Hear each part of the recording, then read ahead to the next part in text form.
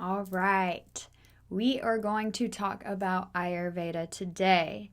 I have been talking about it, mentioning it in a lot of my previous episodes. And what is Ayurveda for those of you who do not know? So, Ayurveda is yoga, the sister science of yoga. It is an ancient medicinal healthcare practice that dates back over 5,000 years from India. It's actually the mother of most, if not all, healthcare practices that are in practice today. And it is still very widely practiced in the East. So let's dive into the essence of Ayu Yoga. Ayu Yoga is what I was trained in Bali. It's an Ayurveda yoga. And so it takes everything into account as to who you are as an individual, where you are in your life, how old you are, if you have any imbalance going on, the weather, the season, the time of day. All of these things are taken into account in this type of practice of yoga, which is Ayu Yoga. See. So I just wanted to share this Deepak Chopra quote with you. Freedom from illness depends upon expanding our own awareness, bringing it into balance, and then extending that balance to the body. Freedom from illness depends upon expanding our own awareness. Ayurveda and yoga are the sister sciences, like I said, that originated from India. Ayu means lifespan and Veda means to understand. So Ayurveda is literally the knowledge of life. Yoga is the control of the mental modifications. The Bhagavad Gita defines yoga as skill in action, balance, and disconnection of connection with suffering. And if you're not familiar with the Bhagavad Gita, it is a very profound work, and I recommend checking it out. I'm actually in the middle of it right now. Yoga is the oneness of breath, mind, and senses. Yoga literally means to yoke. It is the abandonment of all states of existence, union of the exhale and the inhale, the blood and the semen, the sun and the moon, the individual psyche and the transcendental self. Union between the individual consciousness and universal consciousness. So yoga is literally what yokes your spirit and your body and your mind and your soul all together to become one, and also connects you with the consciousness of the universe and everyone around you. So you no longer see yourself as one individual and like, this is me against the world. You actually see yourself in everything, and it is magical. The purpose of yoga is to bridge the lower consciousness with the higher consciousness. So I think that goes without explanation. So the 3 stages of practicing asana. This is from an Ayurvedic perspective. Vata, Pitta, and Kapha are the 3 doshas of Ayurveda. I will go into more detail on the doshas in another episode, but Vata is air and space, Pitta is fire and water, and Kapha is earth and water.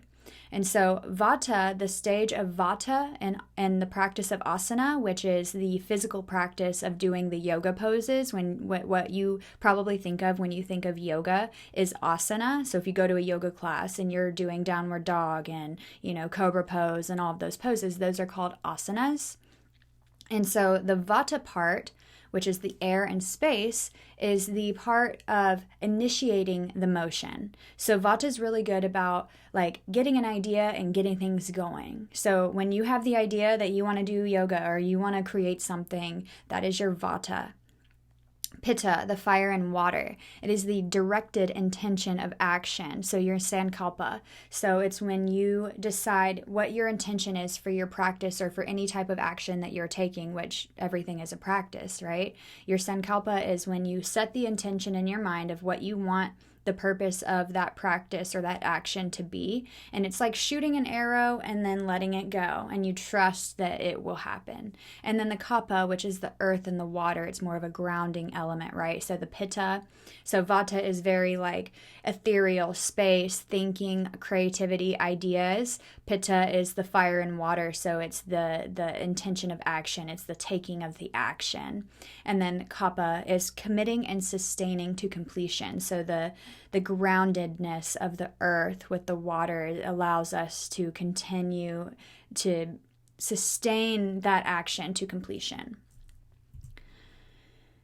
I wonder if any of you are listening and you're wondering, and you're like, oh, okay, so I can see that I have an issue with completing things, and I know that this is something that was an issue for me in my life. I would get things started a lot, and it's something that I still work on today. I like to get things started, but then I get bored with it and I don't want to finish it. But then it ends up causing a lot of chaos in my mind because I have a lot of unfinished things, which I'm working on finishing right now. I don't have as many as I used to. Another sign of a lack of kapha or too much vata would be having a million tabs open on your phone or on your computer. I'm also guilty of that.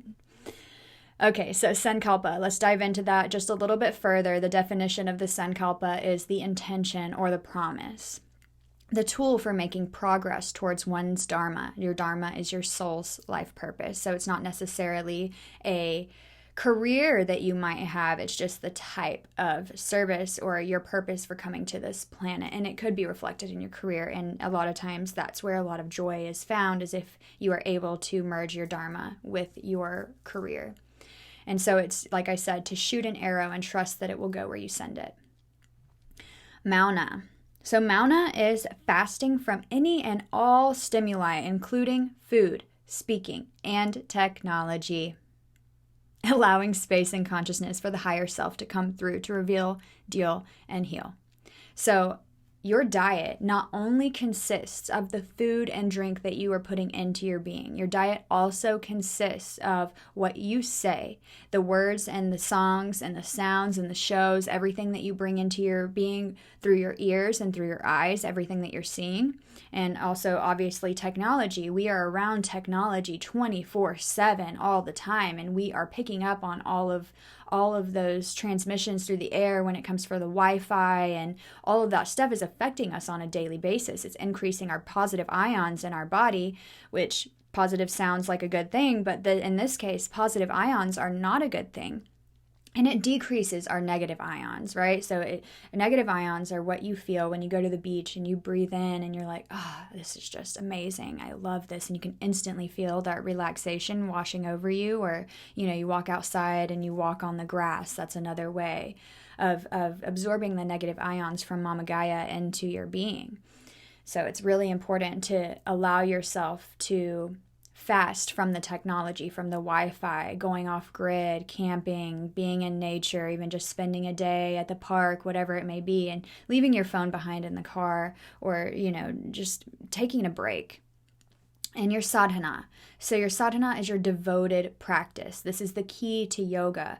The key to anything in life is remaining devoted, right? So we want to have a strong sadhana. We want to have a strong devotion practice in our life when it comes to all things. This is what helps us stay with it, to see our dharma, to see our purpose, and to be devoted to it even when the times get hard.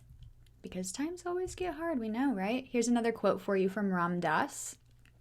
Devoting time to intentionally learning to still the mind is required to be able to carry that experience into everyday life, so that every moment of life becomes yoga, everyday yoga. Intentionally learning to still the mind. So, obviously he's talking about meditation here, right? So Ayurveda and asana, which is the yoga in practice, were never meant to be viewed as separate. They are practiced in conjunction with one another on a daily basis to prevent dis-ease in the body, a lack of ease, dis-ease, disease, as well as bring balance and peace to the mind, body, spirit, and soul. So it's a very comprehensive peace that washes over you in all areas. So that's when you see people that you're like, wow, they just seem like their presence when you are around them, they just seem so at peace within themselves. And when you're talking with them, you can just, you trust what they say, they make eye contact, you feel held in their presence. And that is when they brought that peace and that balance to themselves. Good health is the result of balance between the three doshas, the vata, pitta, and kapha. Again, we'll go into more detail on these three elements and how they affect your life in a later episode. A key purpose of Ayurveda is to bring holistic balance through the ridding of ama. Ama is toxins, and individualized daily living practices and rituals. There is no one-size-fits-all in Ayurveda. It is tailored to meet each individual's needs for the specific time of day, season, and stage of life, like I mentioned before, all the while taking into account any imbalance that may be present or arise.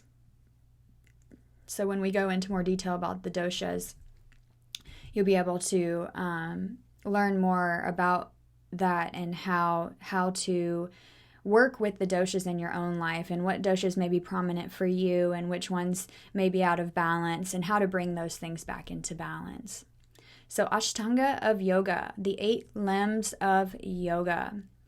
I'm just going to go through these really quick and touch on them. They can be a little complicated, and a lot of they are in Sanskrit terms, and so it might be a little over your head, but I definitely want you to get used to start hearing these terms and to start using this in your own life, right? So yama. Yama is cultivating truth, inner peace, freedom from fear and bondages and limitations of our behavior. So yama is inner peace, right? So it's the cultivating of that. Niyama is your attitude towards yourself and your discernment. Asana is to be, comfort in being. Pranayama, enhancement and guidance of universal prana, which is the intelligent life force and energy. It is the bridge between body and mind. Pranayama is your breath. So whenever you hear somebody talking about breath work, they're talking about pranayama. Pratyahara, the integration of the senses, once moved towards sattva. Sattva is, I'm pretty sure it's peace. It's like total peace, right?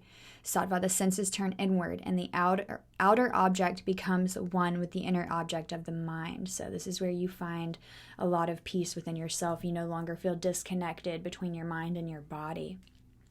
And the outside of you and the inside of you, you see yourself in everything, and everything is a reflection of you back to you. Dharana, the ability to direct our minds with focus and hold.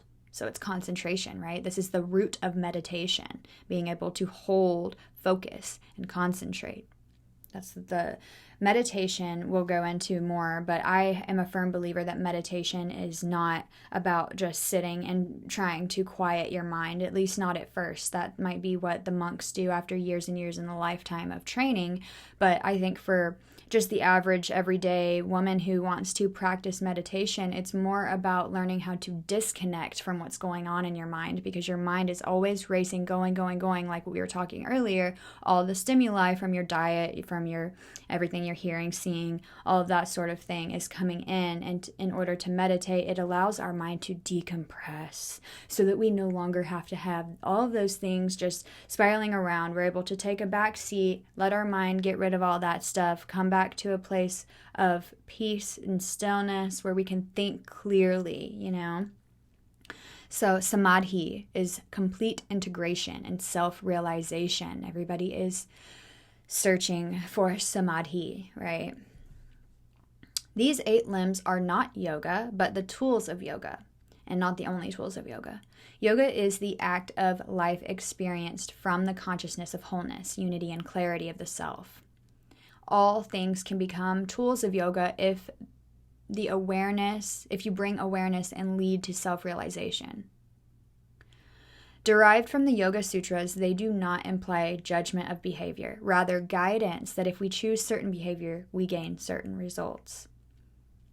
So it's like you reap what you sow, right? So if you want to choose the right behaviors for you and your body and your doshas, then you're going to gain those results. But if you want to choose the behaviors that are creating more imbalance, then you're going to gain those results.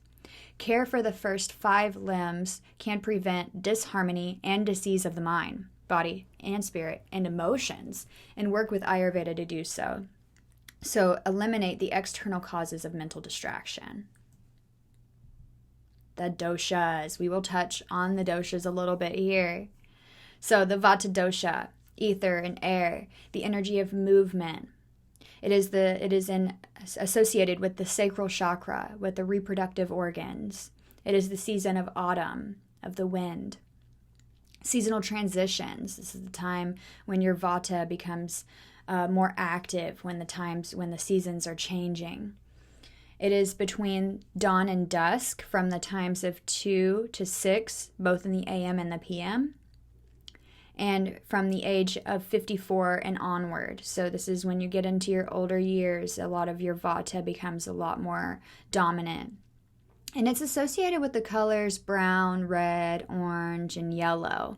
And to bring balance to the vata dosha, if you feel that your vata is a little out of balance, you would want to bring in calming, soothing colors such as pastels, and kind of not have as many of those really deep grounding, browns, reds, oranges, and yellows. You would think that you would need those, but yes, it's good, but you need the pastels to balance them, right?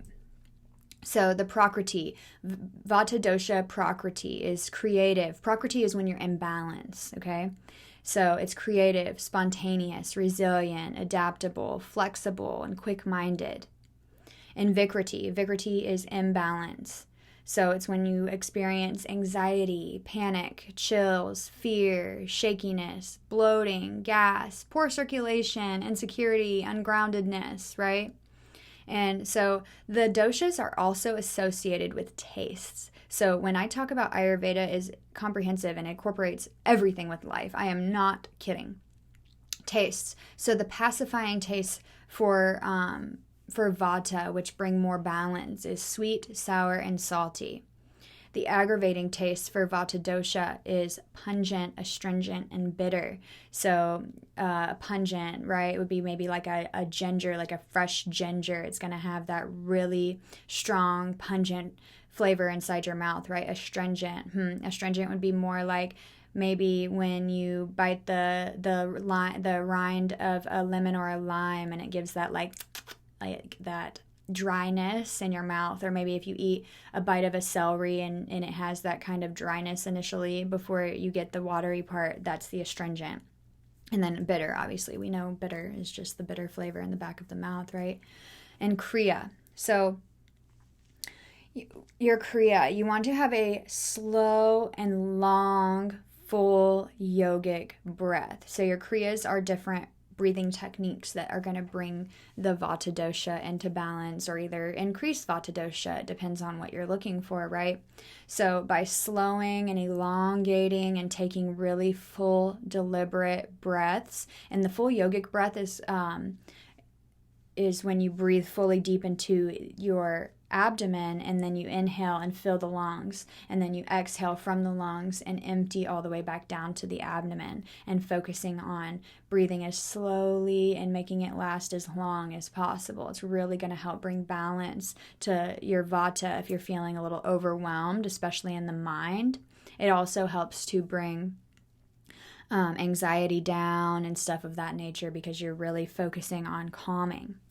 Dirga Pranayama. Dirga Pranayama is a 3-part breath. So it's when you breathe into your abdomen, then your diaphragm, and then your chest. This one is usually, you might need a little bit of guidance.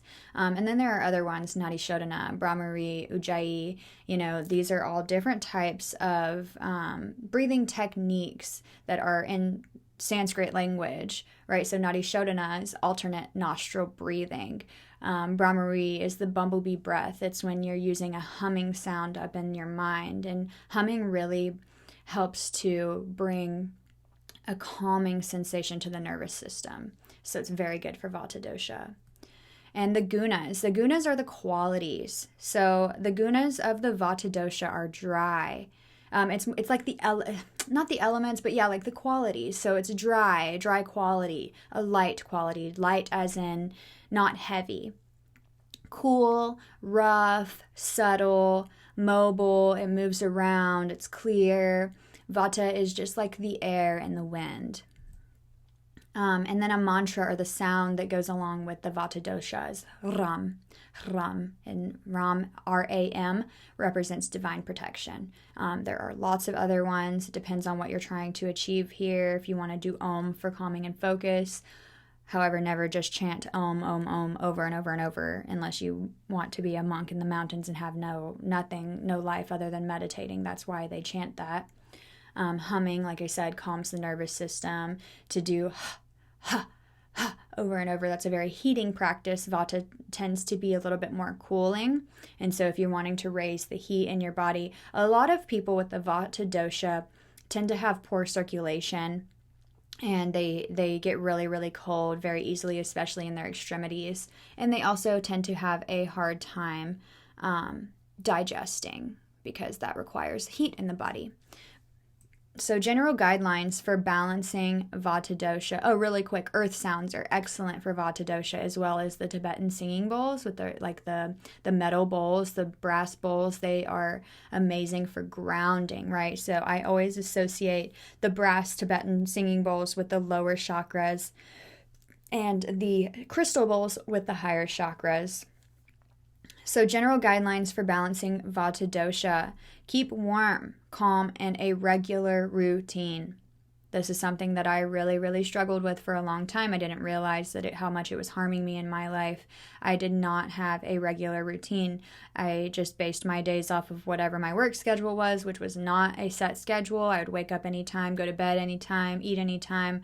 I was destroying myself, my mental state, everything. Do not do this to yourself.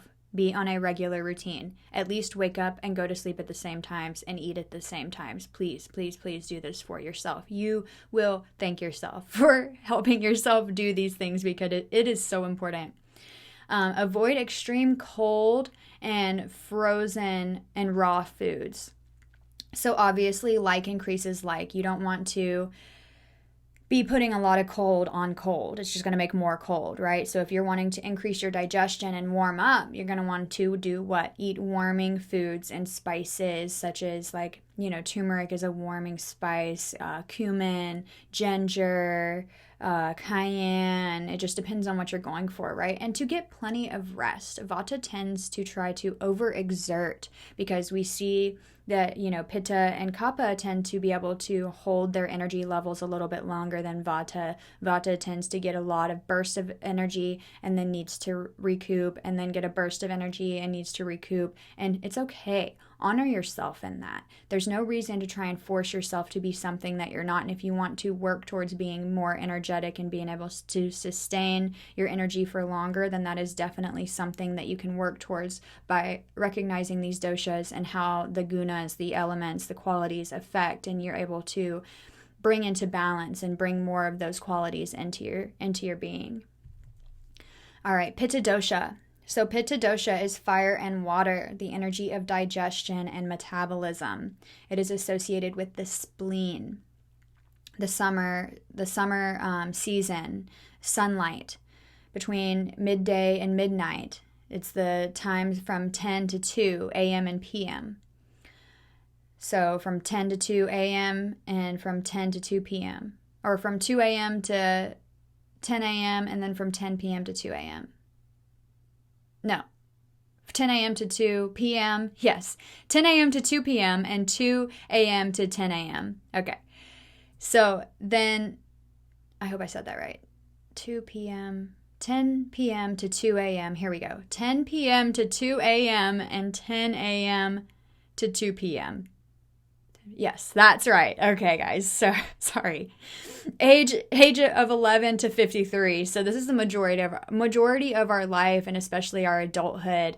We have a lot more energy during this main part of our life, which is important because we need it, right? This is when we're doing the bulk of the heavy lifting for our life. It's associated with the colors red and yellow. If you want to increase your pitta, red, and yellow. Be careful.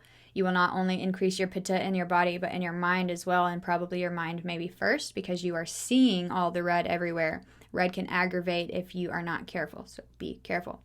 You can bring balance to pitta dosha if you feel like you have too much pitta, too much fire. Then you would want to balance with cool colors such as green, blue, white, and pastels to really calm the pitta. So it's like, think of the ocean is going to wash that fire and cool it off. Pitta prakriti, so when you are a balanced pitta, You are passionate, intellectual, confident, and competitive, right? So those are all really good qualities to have that a lot of us really love. Vikriti, when a pitta is imbalanced, it is associated with anger, inflammation, being critical, overly vocal, jealous, having acne. So breaking out is too much fire in the body. If you're having acne, no matter where you're having it in your body, that is too much fire, right? And also probably a lot of the other gunas that we'll talk about that go along with that. And imbalanced pitta also experiences arthritis, so inflammation of the joints, right? Anything involved with fire, maybe acid reflux, all of that kind of stuff is a pitta thing, pitta imbalance. So the pacifying tastes of pitta are sweet, astringent, and bitter. And the aggravating tastes are salty, sour, and pungent. So the more salty, you would want to quiet pitta down, right? So if you have fire and you're adding salty and sour and really hot, pungent flavors such as like ginger or cayenne onto your foods, you're just increasing your pitta, increasing your imbalance if you are imbalanced. But if you are already balanced, and then those are fine, but always in moderation, right? And so if you are imbalanced and you want to bring your pitta down, sweet, astringent, and bitter. So bringing that down, down, down. Your kriya is nadi shodhana, the alternate nostril breathing. One thing I really love to do for balancing pitta when I'm feeling a little bit aggravated or whatever it may be, that something that is a pitta imbalance, or if I'm feeling too much pitta, I love to do flame gazing. So it's called tritaka. So it brings your agni into balance, and it's an amazing practice. It really, really, really helps. So especially if you have a hard time meditating and just sitting in one place, closing your eyes and staying focused, this is excellent for those people who need to be doing something all of the time but still want to meditate, and it's a really good practice to start your meditation practice with to keep yourself focused. So you find a candle, and it depends on how much intention you want to put into it. I like to write on the candle. You can carve into the candle, whatever. If you want to bring clarity, if you want to bring peace, if you want to bring calmness, if you want to bring, whatever it is you want to call in. You can skip this part totally. If you can put it in your mind, that's fine too. Light the candle and set it a couple of feet away from you to where it's pretty eye level with you, if you can. Sit back in a comfortable position and then just stare at it and try and keep a very level breath. Try not to blink, and you just stare at the flame. Try it out and let me know how you feel, because I'm telling you, that has changed my life. I absolutely love flame gazing. You can do it with a bonfire. You can do it outside. You can do it with the setting sun. Be careful with the setting sun. Make sure it's pretty set, because you don't obviously want to stare at the sun. But yes, let me know how you love the flame gazing. I am so curious to see how everybody feels about it. And then there's other breaths as well that increase pitta and ones that decrease pitta, but those are a little bit more advanced and need some guidance. The gunas, the qualities of the pitta dosha, are hot, sharp, oily, liquid, sour, mobile, poking, pungent, penetrating, and burning. So I don't know about you, but I can think of people when I read these, people who are really pokey and penetrating into your personal space, and they're hot and they're sharp and they're all over the place, and they might be oily and burning, and it's so funny how when you learn about these things, you can think of people or experiences or times when you've been this way, It's just very fascinating to me. So those gunas also increase pitta dosha in the body. So if you have a lot of hot, oily, liquid things, it's going to create more hot, oily, liquid things inside your body, which increases your pitta. The mantra and the sound for pitta is Ram and Vam. R-A-M and V-A-M. Not together, but separately. They balance the water and the fire, right? So also two other ones that you can use are yam, are Y-A-M, and ham, hum, H-A-M. So that opens heart center. A lot of times people who have a lot of pitta dosha are very they don't tend to lead from the heart as much, and they might be a little bit more closed off. So it's important for them to focus on that compassionate side of themselves, because they're so driven, and that's not a bad thing, but it's also important not to forget about other people along the way. General guidelines for balancing the Pitta dosha: avoid excessive heat, oil, and steam. Duh. Limit salt intake. Exercise during the cooler times of day. A lot of Pittas want to do their exercise on their lunch break at noon. Do not do this. Do not do this. Unless you're going to like a restorative yoga class or something cooling and relaxing that also, get your blood flowing, but do not go to a hot yoga class on your lunch break. Do not do that. And if you're Pitta dosha, you should not be taking hot yoga. Anyway, that's a whole other issue. But do not go run on the beach at noon. Do not go out and get your blood pumping so fast and doing those HIIT workouts outside or even inside at the hottest time of day. Do not do this to yourself. You want to exercise first thing in the morning or in the evening time, right? I don't know if you can hear my stomach growling so much. I haven't eaten yet today. Eating cooling, non-spicy foods and only about 75% full. So Pitta dosha is known for getting ravaging hungry and then wanting to stuff their face really, really fast and then being miserable after the fact, right? Pittas can eat more than most doshas because they have such a strong digestive fire. Their Agni is really, really strong. And so they eat really, really fast, don't realize that they're eating too much and they're getting too full. They're going to be uncomfortable. You don't want to be on a Pitta's bad side, especially when they are in Vikriti, when they're imbalanced. So eat to about 75% full. And if you're not familiar with doing this, then, eat less than you usually would and see how you feel. Give it about 20 minutes. And then if you still need a little bit, have a couple more bites or something. But try not to sit and eat until you feel so full, because by the time you realize it's kind of too late and you're going to be extra full. Okay, Kapha dosha, earth and water, the energy of lubrication. Winter, spring, moonlight. Kapha is to grow and to flourish. It is associated with the lymphatic system and heart center. Kaphas are very caring. They're usually caretakers and they're very loving. They hold space for you. A lot of nurses, yoga teachers, massage therapists. A lot of these people are very Kapha dosha. Maybe even teachers too sometimes for like younger kids. It is between the early morning and the early evening, right? So between 6 a.m. and 10 a.m. and 6 p.m. and 10 p.m. And from the age of 0 to 11. So when we're kids, we are very, very in tune with our Kapha dosha. That's why we're so playing outside and digging in the dirt, and we're really in tune with our feelings. When kids get upset, they really cry it out. They really feel what they're feeling. And then it's just like, oh, okay, move on, done with that, next. Kids are very, very in touch with themselves and with nature, and that's because they are in their main Kapha dosha years. And this is something that I think that we need to try and carry with us throughout our lives into our Pitta and Vata stages. I think it would really help keep balance. Colors are white, gray, blue, and black. You want to balance with warming colors. So if you have too much Kapha, you'd be really fatigued.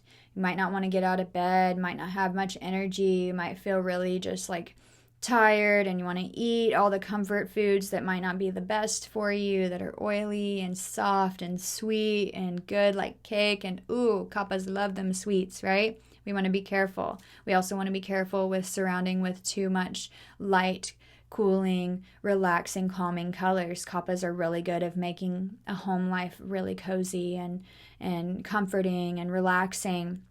But they need to also remember to give something that's stimulating for them as well, to keep them going, keep them able to get up and going in the day. So Kapha Prakriti, Kapha imbalance, when they are balanced, they are calm, sympathetic, courageous, and nurturing. It's like a warrior. Kapha Vikriti, imbalanced Kapha, congestion, mucus, heaviness, lethargy, oversleeping, attachment, cancer, greed, and lust. So you can see how the doshas play such a role in all of the things that go on in our life. If you're feeling really congested and you have a lot of mucus, you have too much kapha, right? So you probably might need a little bit more pitta. Kapha is cold, like vata, right? So pitta can help to undo that. Oversleeping, being attached, greediness. Kappas can really hold on because they're the earth dosha. They can really, really hold on to things and get pretty stubborn with that. So just be careful to try and keep that fluidity of the water with the kapha when you're focused on grounding of the earth of the kapha. You want to keep that water coming. The tastes, the pacifying tastes, are pungent, astringent, and bitter. And the aggravating taste, so if you want to increase your kapha, sweet, sour, and salty, especially sweet. The kriya is agnisara, so that one increases fire in the body. The Durga Pranayam, the 3-part breath, so bringing balance and feeling into all of your body. The Brahmari, the bumblebee breath, is calming the nervous system. Nadi Shodhana. Nadi Shodhana is my favorite breath, honestly. It is good for all the doshas. It balances the left and right hemispheres of the brain. It's the alternate nostril breathing. If you're going to learn one breathing technique, Nadi Shodhana is the one, in my opinion. And the gunas, the qualities of kapha dosha, are heavy, slow, dull, cold, cool, oily, just like the pitta dosha, smooth, slimy, dense, cloudy, sticky, sweet, and static. So all of those things that are just want to keep you like, oh, you just want to cuddle up and just take a nap, you know what I mean? That is the energy of the kapha dosha.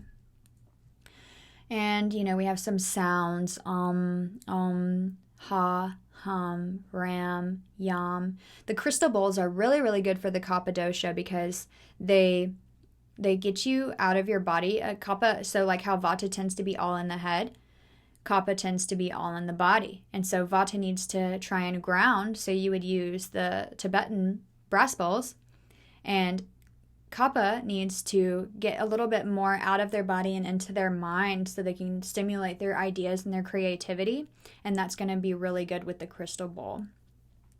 Drumming, fast drumming, is awesome for the kapha dosha to increase the energy. Kirtan, I love kirtan, especially in a group. It's chanting with sounds, and you repeat the same mantra over and over and over again, and you just get in a zone with it, and it is really, really awesome practice. And kappas love kirtan because it's a really group devotional, meaningful practice. Kapha is all about keeping things simple. In their practice, they really want devoted practices that have meaning. Don't just give kapha a task like a pitta. Like you tell a pitta to do something, they're going to do it over and over and over again and until they get it right, and they want to be the best at it, and they don't care what you say. Vata might forget what you said to do before you're done saying it. Kapha needs there to have a meaning. You can't just be like, okay, here, do this. They're going to be like, but why do you want me to do that? And allow them that. Tell them why. Give them the reason. They're going to be a lot more receptive if you're able to help them find the devotion and the reasoning behind it. They're going to be more devoted. General guidelines for balancing kapha dosha are avoiding heavy, fatty, and oily foods, as well as dairy and iced food and drinks. So we don't want to, like I said before, for vata, increasing like with like and having cold on cold. And dairy is terrible, terrible, terrible for kapha. Dairy is really, it produces a lot of mucus in the body. Kapha already has a lot of mucus in the body. Therefore, you're going to aggravate your kapha with dairy. So if you absolutely love dairy and you feel like you might be a kapha, then I recommend switching to some sort of dairy-free alternative and sticking with it. No, it's not going to taste 100% exactly the same. Why do people think that when something is different, it has to be the same? I've never understood this. You can still treat yourself here and there, you know what I mean, with maybe a smoothie or a milkshake here and there. Don't make that your regular practice, right? We want to treat ourselves and not limit ourselves too much, but we also don't want to harm ourselves because we can't control ourselves. So honor your body and what it needs, and don't be mad at it because it doesn't like the things that your taste buds like. That's fine. work with it. Kapha needs to keep active with plenty of exercise and to vary your routine. So the opposite of Vata, Vata is very airy-fairy, wants to fly around all over the place and never wants to do the same thing at the same time. Vata dosha really wants to just do whatever it wants whenever it wants. So it is so important for Vata to bring the routine, to stick and be dedicated to a routine, at least, like I said, waking up, sleeping, eating all at the same times every day. That is crucial for Vata, or else you're going to increase your anxiety and you're not going to be able to concentrate. Don't do this to yourself. The opposite is true for Kapha. You want to vary your routine. Kapha tends to be very structured and stubborn, and they will not veer from their structure, from their routine. This creates more hard-headedness, more stubbornness. You don't want to do this. You want to bring flexibility into your life, because if you're not flexible in your mind, the same is going to happen in your body. You want to bring flexibility into your life. You don't want things to be the end of the world if your routine gets thrown off a little bit. Relax. It's going to be okay. So if you vary it up on your own sometimes, then when things unexpected arise, you're going to be less likely to be triggered by that. And Kaphas need to eat dry, light foods. Kapha is one of the only doshas that can really get away with eating just really light. I don't even want to use the chips and crackers and stuff like that, but yes, if one dosha is going to eat those things which are not very great for you, then it would be the Kapha dosha. Kapha dosha, just keeping it dry and light. You don't want to have too much oils. You don't want to have, so I would say steamed vegetables is a really, really good one for Kapha. Maybe you can put a little bit salt and pepper and maybe a tiny bit of butter or something on there, but try not to do too much, And no daytime naps. Kaphas love their naps. Do not do this. You are going to push yourself further into an imbalance. Yeah, if you're on vacation, if you're at the beach or something, take your nap. But if you're at home and it's just you've been taking naps every day for the past week, stop that. Don't do that to yourself. Go on a walk. Force yourself to do what you need to do for yourself. And I just wanted to really quick because that is all we have today for the doshas and Ayurveda and yoga, and I'm sure that was a whirlwind. And like I said, we will go into more detail on the doshas on another episode, because that was just very surface level, surprisingly enough. It was in a lot of detail, actually, but it was surface level still. I wanted to give you guys some of my references and just kind of shout out the people who have taught me a lot of the things that I know, because without them, it would not be possible for me to be working on my own health and to be sharing this message with you guys. So Jai Wellness was the yoga and Ayurveda training that I took in Bali. Jai Wellness, Jai Wellness. Check them out. They are located in Toronto, Canada, and they are phenomenal. I mean, I cannot thank them enough for holding space for me during my practice and teaching me all of this amazing knowledge while I was having a really hard time, right? Okay, and also Sahara Rose. Sahara Rose, if you don't know Sahara Rose, look her up. She is the modern day queen of Ayurveda. She is the reason I know about Ayurveda. She has changed my entire life. Just hearing her podcast about Ayurveda and all the things that she does literally changed my life. She wrote a couple of different books so far, and her third one's about to come out, but The Idiot's Guide to Ayurveda is an excellent, excellent source. If you are new to Ayurveda, or even if you're not new to Ayurveda and you want more information, The Idiot's Guide to Ayurveda is where it's at, by Sahara Rose. Check them both out. And like I said, we will get into more detail on all of this juicy goodness in another episode. It is just, there is so much to it, and we are already 45 minutes in, and there is just so much to cover, and it's so exciting. Stay tuned for the next episode about doshas, where we will go into so much detail about you as an individual and how it's affecting your life and how to bring balance to your life and all that awesome stuff. I love you guys so much. I am so excited to share this information that has changed my life so much with you, and I can't wait to see how it changes your life too, because I know how powerful knowledge and wisdom is, and when you can understand yourself, then you can accept yourself, and then you can be your best, highest self. I love you guys. Y'all are awesome, and I can't wait for another episode. See ya.